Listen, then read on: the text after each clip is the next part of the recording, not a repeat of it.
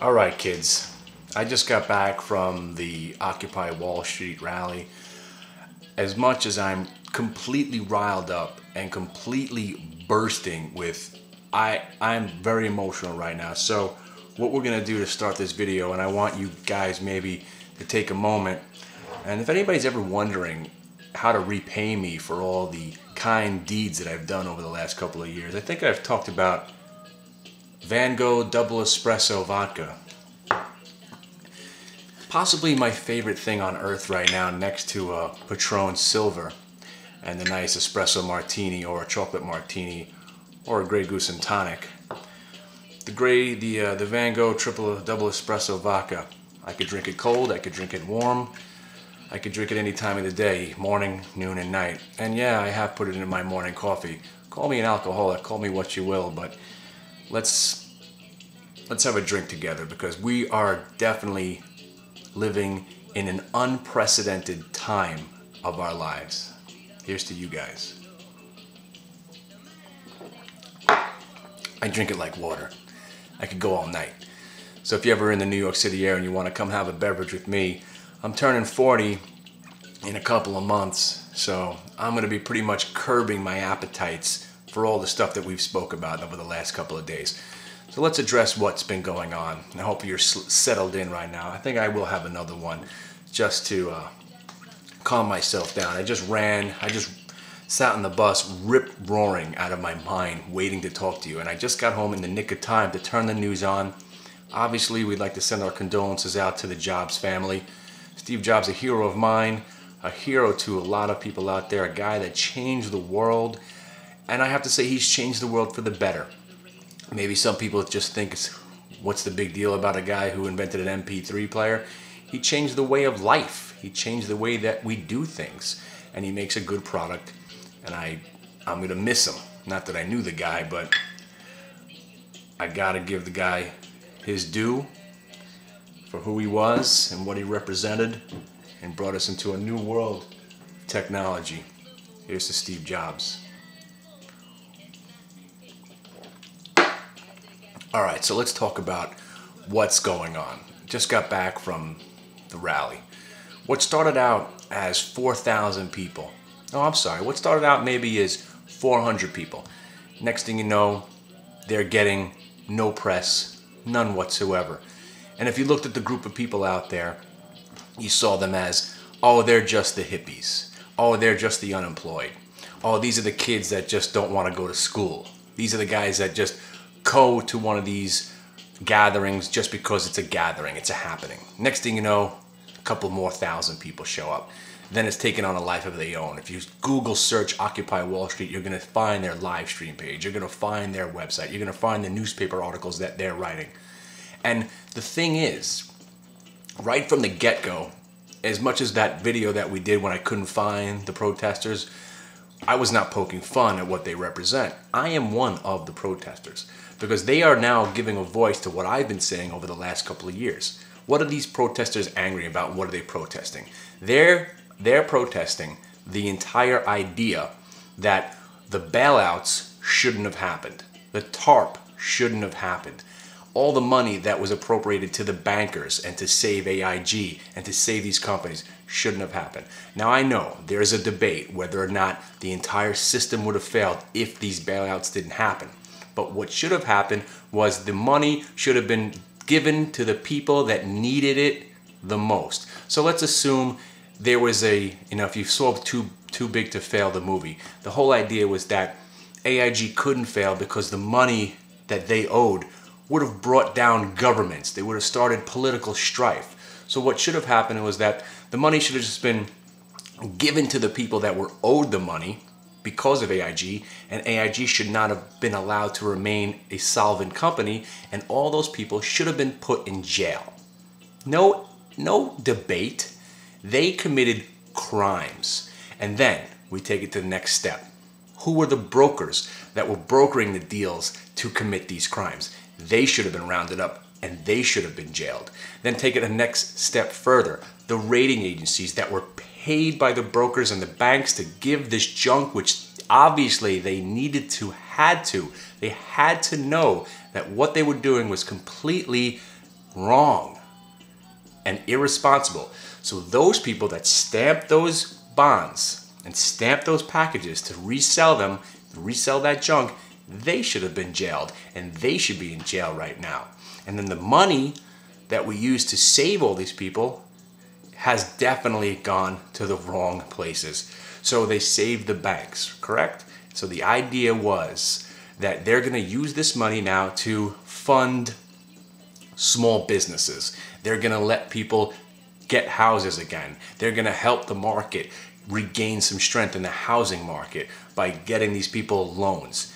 But if you read and you listen to the street and see what's going on, this is not what's happening. All that's happened was that the bankers kept the money, they paid their employees, their CEOs, their higher up executives, and they're keeping the money. They're not using the money correctly. So another instance where these people should have been jailed. Something needs to be done. That is what the protest is about.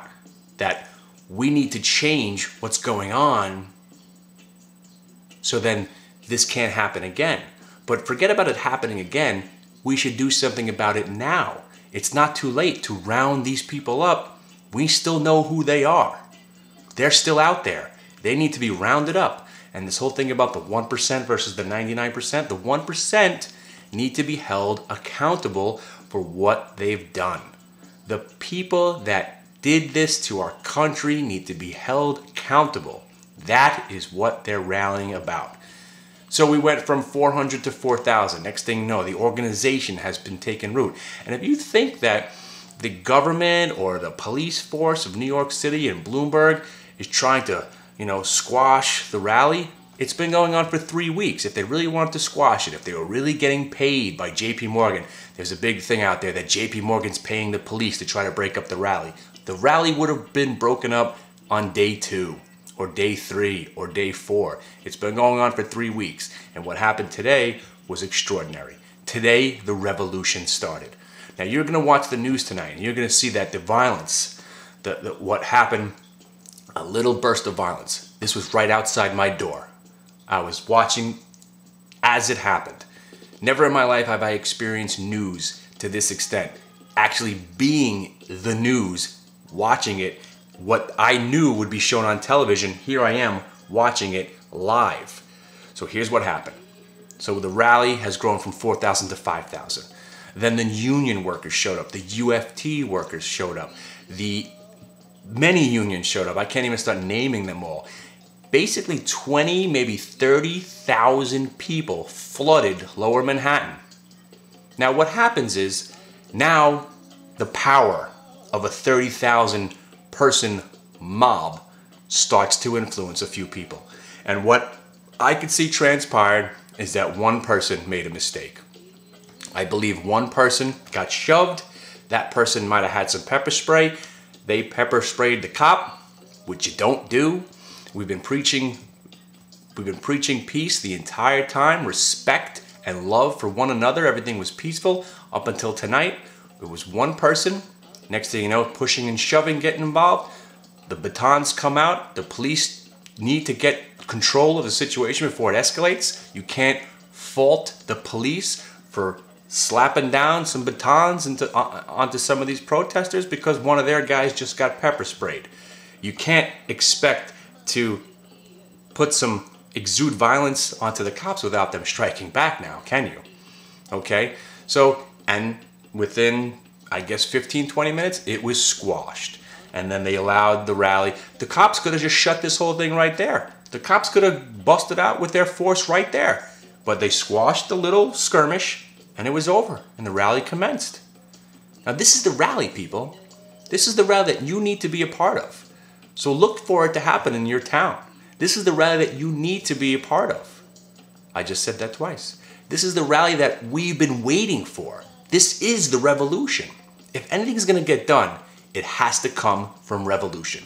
And I've talked about it, how Armageddon's going to come. We're going to be riding through the streets with steeds and swords. Stock up on your ammunition and your gold and your silver for the next coming Armageddon. This is the revolution that you need to be a part of right now. Finally, if we all join together and we finally express, maybe, somewhere, some politician who's not being paid by the corporations will make something happen. Because the real bottom line with this protest is, what can we actually do? Sure, we're getting some press now. Sure, there's people taking notice of the protest. Sure, they're hearing the ideas that we're trying to express. But what can be done when government, as we all know, runs through the corporations? So the corporations are paying the government to treat them in a special way, and that's the way things are done. We know that's immoral and not right, but that's the way things are done. So the only way things could get done is if we had let the system crash like I wanted to. Let Armageddon come. You know what? Maybe the Dow Jones would be at 3,000 right now or 4,000 right now, but we would have built a newer, better system.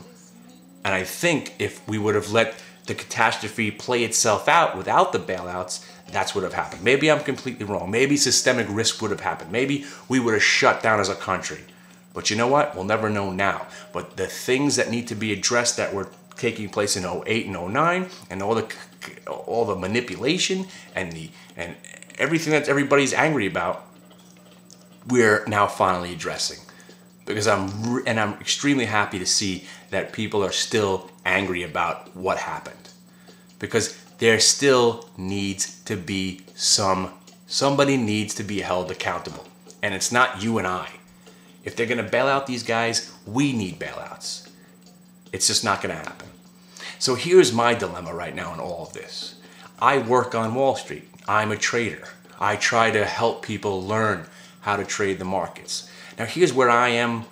I am the Jesus Christ of Wall Street. First of all, I want to thank everybody that's been in the chat room. Now, if anybody new comes to the chat room, and I just invited another 20 or so people. I've been inviting about 20 or so people a week because I'm trying to build a nice core, seeing who comes back, who shows up every day. So far, and you know who you are, I got Andrew, I got the Ghost in there, I got Koss in there, I got Sean in there. You have definitely seen something that I've never done.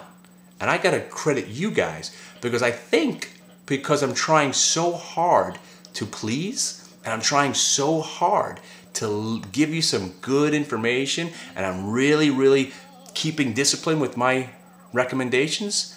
I don't like calling them picks or tips, but my recommendations. And these are recommendations about when to get in and when to get out. And so far, we are basically 29 out of 30. Today was another extraordinary day. But here's a day in the chat room that was a little bit what we need to address. So here I was trading Yandex, explaining to you why I was getting into it at 1870. We were buying Yandex at 1870 with an anticipation. What is, when I think a stock's gonna go green, we nibble at it before it goes green.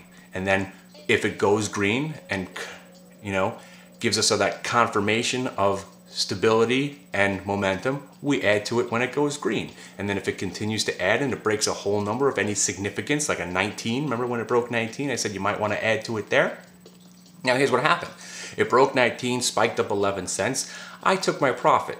Now you, as my faithful followers, must understand that most of the time when I sell out of a stock, it goes higher.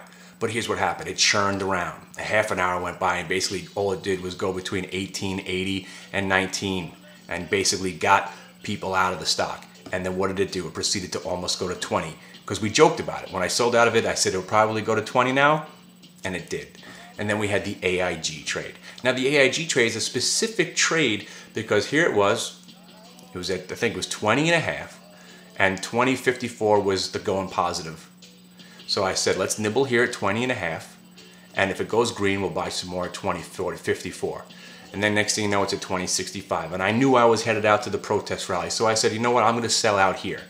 Now, I said, don't let this thing go back to being red. Now, I don't know whether or not, because I didn't look, but I saw the charts later on. I don't know whether or not it shook you out. But I think one person in the chat room, Angelo possibly, got in. But then when it started going down, promptly sold. And I believe you might have lost because you bought when I told you that I got out, which is usually a good entry point. But I really want you guys to be following along with me and get into it when I get into it, because then you'll really have a good entry point. But right now, I just got to say, and I want to just close this out because we're at 15 minutes. Thank you guys, because I'm experiencing something that I've never experienced in a long, long time. I've been right all the time. It's incredible, and I thank you.